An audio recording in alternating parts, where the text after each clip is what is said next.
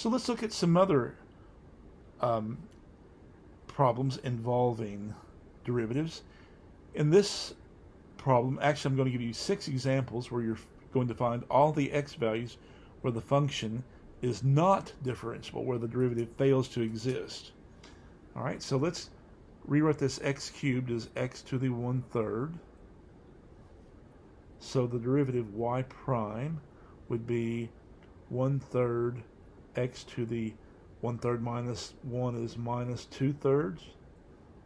And I'm going to rewrite that as 1/3 times x to the 2/3, which is 1/3 times the cube root of x squared.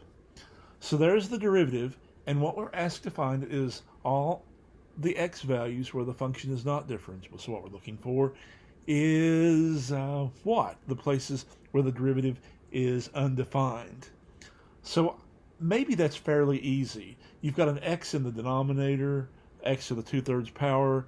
The only way the denominator can be 0 is if x equals 0. Now, let's look at the graph of the cube root of x. Well, okay, let's look at my bad drawing of the cube root of x. The cube root of x's graph looks something kind of like this. Can you tell what's going on here? Here's 0 maybe. My drawing is not quite perfect. In fact, it's far from perfect. But can you guess what's going on there that is causing the function to be non-differentiable? Remember what we talked about: discontinuities, vertical tangent lines, and cusps. And yeah, this one has a cusp. I said cusp, and I meant vertical tangent line. Sorry. It has a vertical tangent line. All right, let's go on to number 2. We've got x to the 2/3. Looks a little bit like what we had before, but it's a little bit different. So y prime is going to be 2/3 x to the minus 1/3, which is 2/3 x to the 1/3, which is 2/3 times the cube root of x. And that's the derivative, and it fails to exist again when x equals 0. But the graph of x equals x to the 2/3 looks more like that. And actually, there are a couple of reasons why this function is not differentiable here.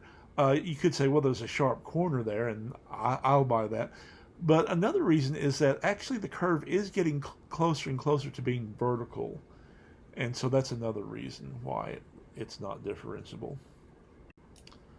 All right, let's go on to number 3. We've got y equals x times x minus 1, and then that's all over x. Well, okay, we can do this. We can say it's equal to x minus 1, right? You can think of the x's as canceling out. However, this function is not defined when x equals 0, so we need to include the provision that x is not equal to 0. The function is actually not defined at x equals 0. So you can probably guess one place where the function is not going to be differentiable, and that's at x equals 0, because the function isn't defined there. If you're to look at the derivative would be the derivative of this, which would be just 1 minus 0, which is 1, as long as x is not equal to 0.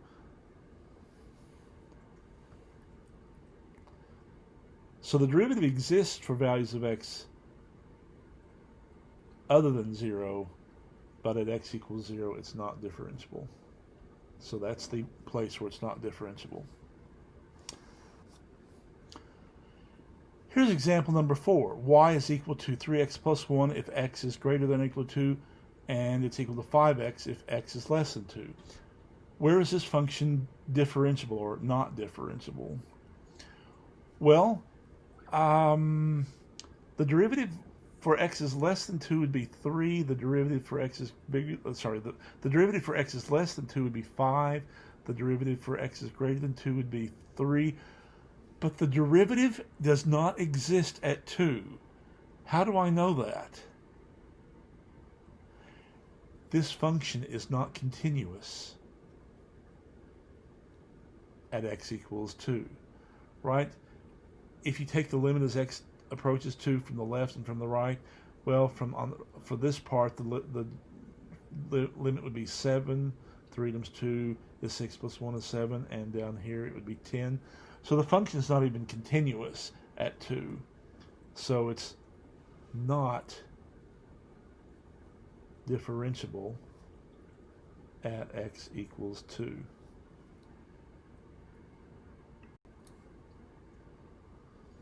Now we're going on to example 5. We've got y equals 3x plus 1 if x is greater than or equal to 2, and it's 5x minus 3 if x is less than 2. It looks a lot like the last example we did, except for one thing. I threw in this minus 3. Actually, what I've done is I have corrected something, or not really corrected, but I fixed up the function. Let's see, the function, is now continuous at 2. The y values tend to 7 from the left and from the right. So it is continuous. So we cannot say the function fails to be differentiable because it fails to be continuous. But let's do this. Let's take the derivative. The derivative of 3x plus 1 is 3. The derivative of 5x minus 3 is 5. And this is for x is greater than 2. And this is for x is less than 2. Now you may be yelling at your phone or tablet or computer, why is this greater than when it's greater than or equal to over here? Well, this function's continuous, right? But for x is less than 2, it looks, well, kind of like this. And then for x is greater than 2, it looks maybe something kind of like this. The slope is 5 on the left side of 2, but it's only 3 on the right side of 2. So you've got a cusp here. So it's not differentiable at x equals 2. Now let's do one more of these. Number 6, we've got the function y equals 4x plus 1 for x is greater than or equal to 2, and x squared plus 5 if x is less than 2. So what would I do first? First thing I would do is check for continuity.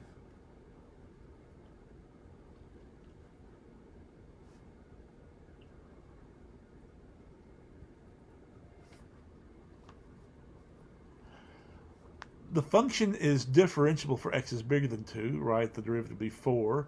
And let's see, for x is less than 2, the derivative would be 2x, and that's always defined. But at x equals 2, it may not be differentiable. So is the function continuous? Well, what does the limit exist at x equals 2?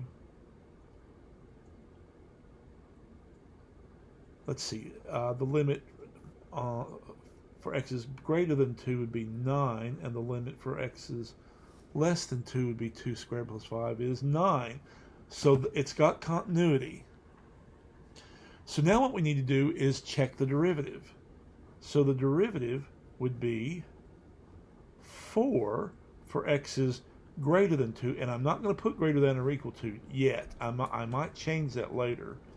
And then the derivative for the other part would be 2x, and that's for x is less than 2. So what we need to make sure of is that there's not a cusp. So in other words, what we want is for the slope on one side of 2 to be equal to the slope on the other side of 2. So for x is bigger than 2, the slope is 4. And let's see, as x gets closer to 2 from the left side, we're down here, that's going to 4. So it's continuous and the derivatives match. It's differentiable everywhere.